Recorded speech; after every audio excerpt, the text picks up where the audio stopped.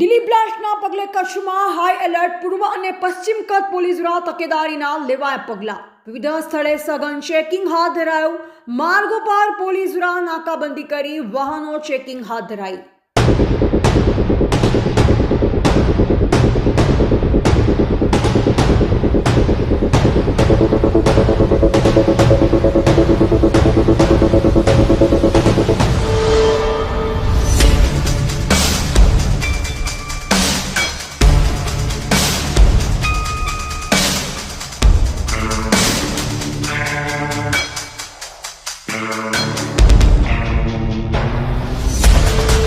अपनी आसपास बनती घटनाओं ने वाचा आपवा आज ज अमारो संपर्क करीशू. अमे बनीशू आपनो अवाज.